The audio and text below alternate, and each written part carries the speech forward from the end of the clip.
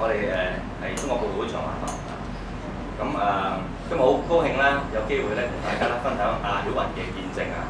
咁曉雲咧其實佢已經信咗主而家2年幾㗎啦受咗浸㗎啦咁就佢喺信主初1年左右啦，就接觸咗東方閃電啊！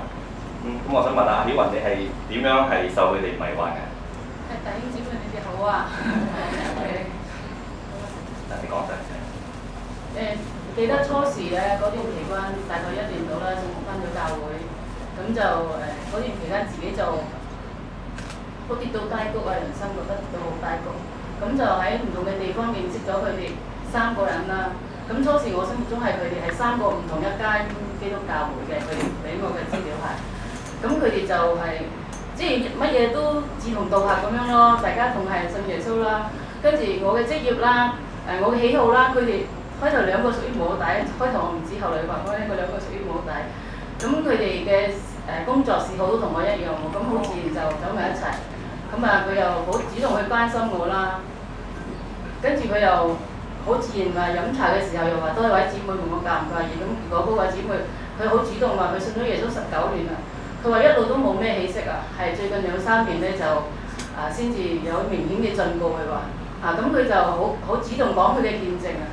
佢講見證之下咧，好奇妙就係佢竟然8-9成嘅經歷同我好相似喎，咁就好自然好信佢咁樣想，就自己心目中覺得神好奇妙喎，揾咗一個經歷同我類似嘅，知道我而家喺苦難中嚟幫助我啊，咁佢經歷過咗咁，就好自然去信佢，佢又好主動去講聖經啊咁樣，因為佢信咗咁耐都好想學啊，佢講嘅嘢就好吸引啊咁樣啦，咁好自然又。跟佢去，佢話啲姊妹屋企去查經啊咁樣，跟住又邊個姊妹，佢話啲姊妹都好願意開放屋企，咁佢又後來我都開放佢屋企俾佢嚟我屋企教我查經，我哋3個初時我以為嗰2個母弟同我係一齊，大家係初信者去學查聖經，咁嗰個講得咧就讀得好吸引嘅，我哋大家都好認同，咁變咗1個禮拜連續就查3次經，咁我就覺得佢查經嗰個程佢係。後來諗下佢係有一套教材咁樣啦，去引導你好似佢嗰個角色，佢查經嗰個屬於普路啊，就帶到我哋去。而家我哋恩典時代，佢話過到去咩國度時代咁樣啦。咁佢講嘅斷章取義啦，聖經度佢自己嘅解經法啦。因為我屬於初信者，我又唔係好明白聖經咁多嘅嘢，就係覺得佢講嘅佢吸引，咁好自然就好連續咁樣幾個月咁樣查嘅時候。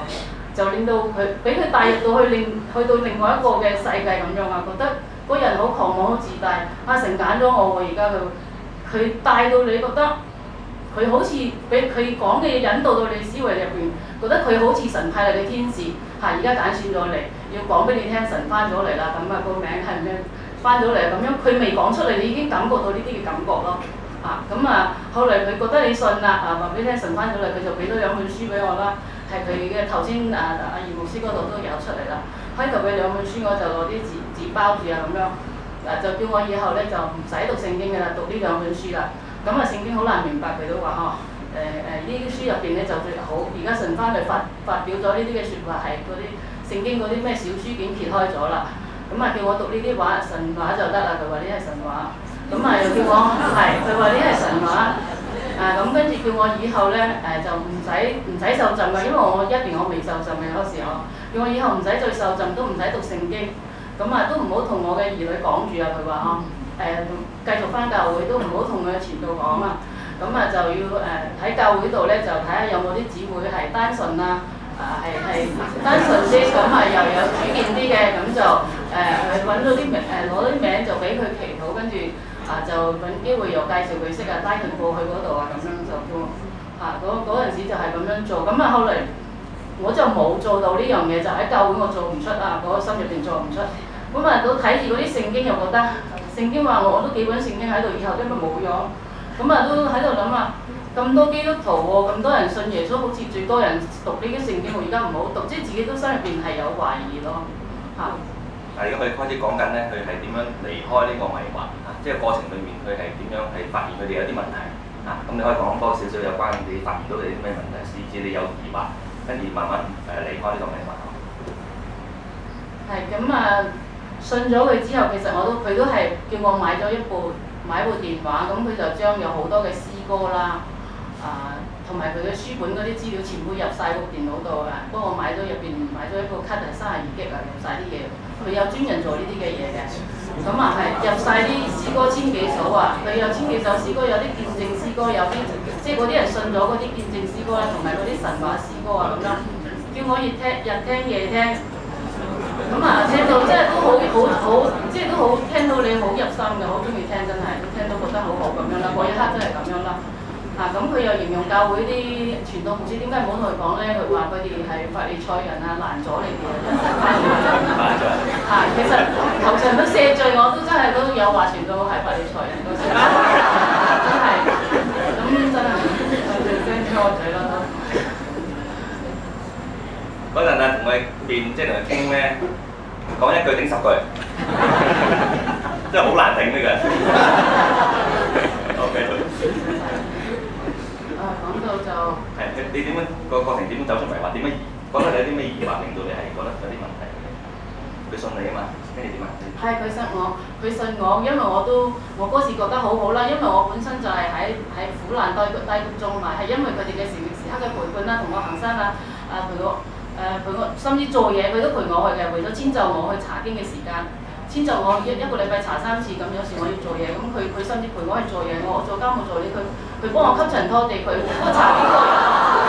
查經嗰個人佢冇分身份啊，俾你覺得真係，所以點解會話去到另外一個世界咧？佢話新天新地，而家國度時代就係咁樣嘅，無分彼此，佢都冇計身份。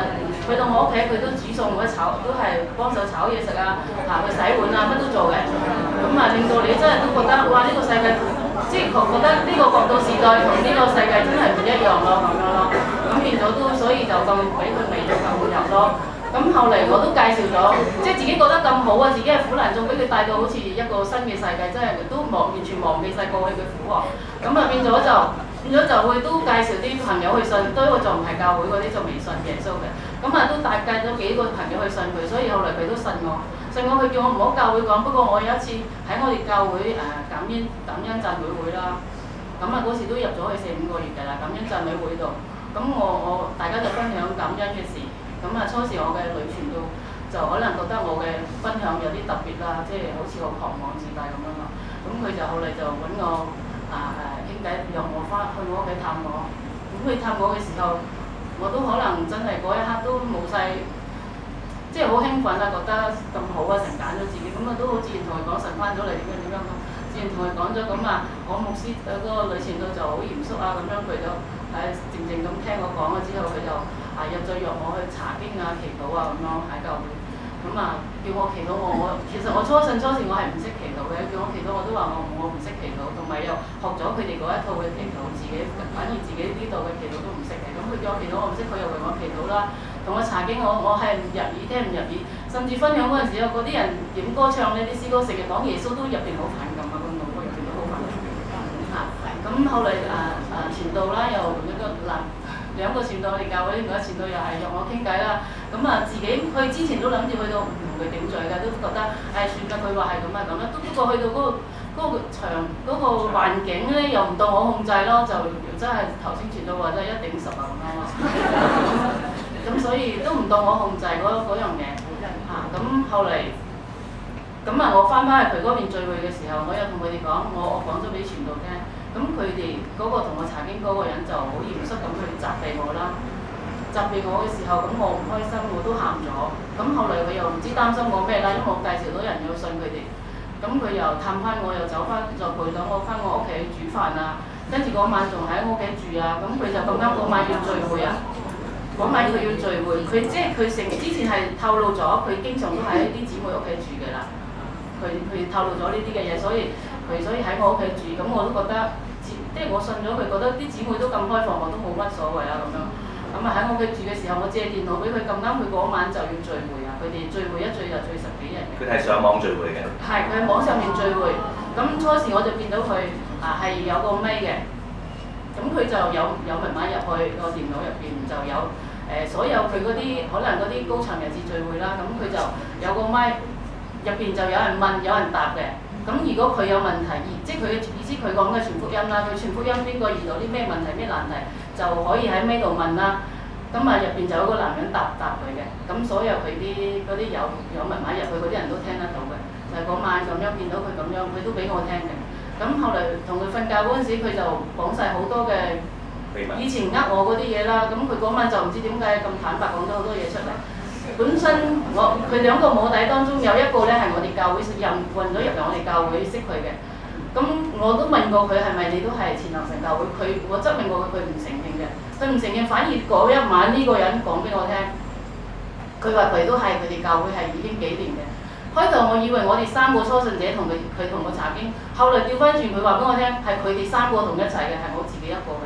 咁佢所有嘢係我嘅，因為我都覺得好怕佢講，慢慢講我就慢慢聽。佢甚至講到佢嘅親人，佢話如果唔係佢唔係嚟到呢個國度時代，佢啲親人好而家嘅境況就係好差嘅，好差。佢話如果唔係嚟到呢個國度時代，佢接受唔到咯。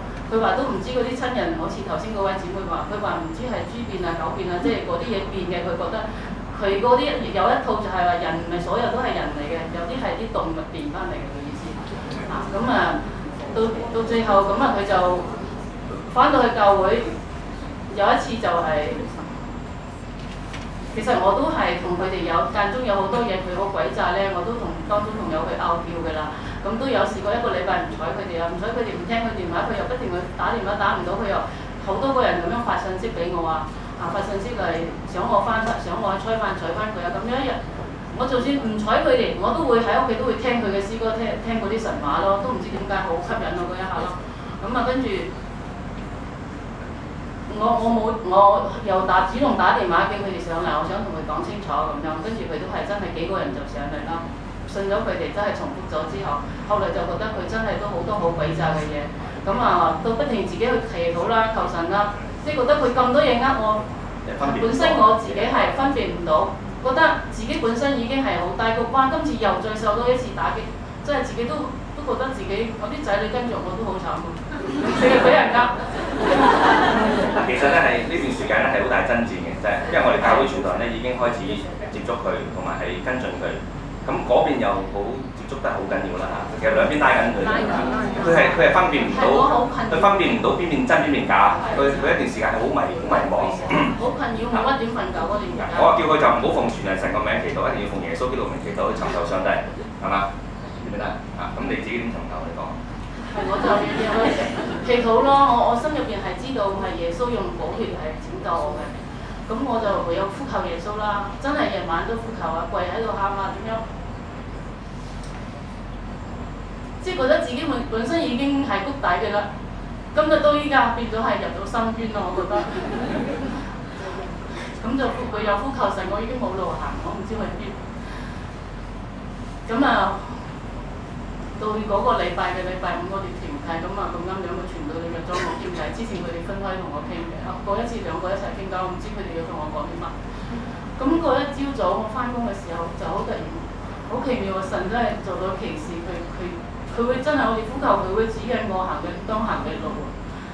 佢突然間有一紮好奇妙嘅説話，我平時係唔識講嘅，覺得好新鮮，即係感覺到嗰啲意思係有悔改嘅意思啦。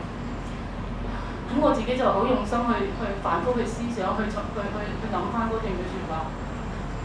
就最後仲話叫我要開聲祈禱，代表我誠意。係因為神佢知道我下晝我應付唔到，佢緊要時刻拯救我呼求佢，佢知道。佢知道我從來唔識祈禱，唔識開聲喺傳道面前，傳道邀請我祈禱，一個傳道面前我都唔識祈禱㗎。嗰一下就傳道第一時間叫我開聲祈禱嘅時候，係兩個傳道面前，我好順服，好自然咁做祈禱，因為神俾到啲禱文我，佢教導我感謝神。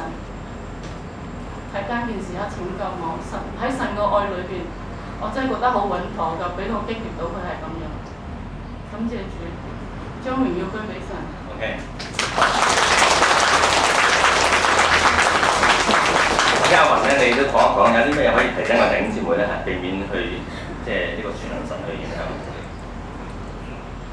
我覺得我哋要，聖經教導我哋係基督徒多讀聖經咯，多祈禱。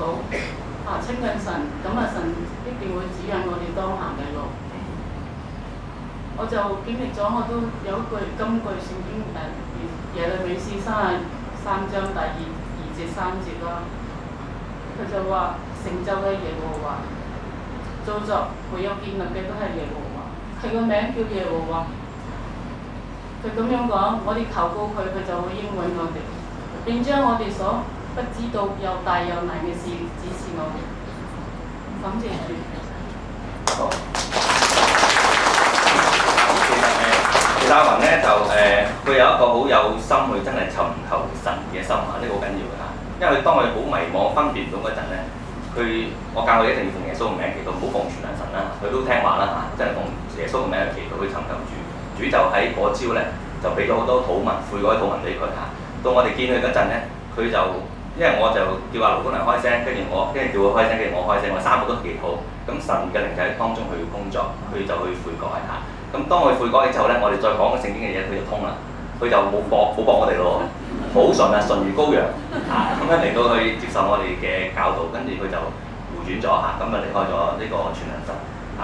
咁過去即係跟住佢哋都會揾佢，我哋都要同佢斬㗎，即係要點樣去接觸翻嗰班人咧，同佢講清楚，佢唔會再去佢哋嗰個聚會嚇，同埋咧係會遠離佢哋嚇。咁係要同佢講清講楚，同埋斬斷。咁我先至可以即係完全脫離佢哋咯嚇，咁樣嚇。係，佢哋都嗰個過程咧，佢哋都好咩㗎？佢哋好狡猾咯。佢約我見面，約我嚟我屋企，我話我唔得閒，我要翻工。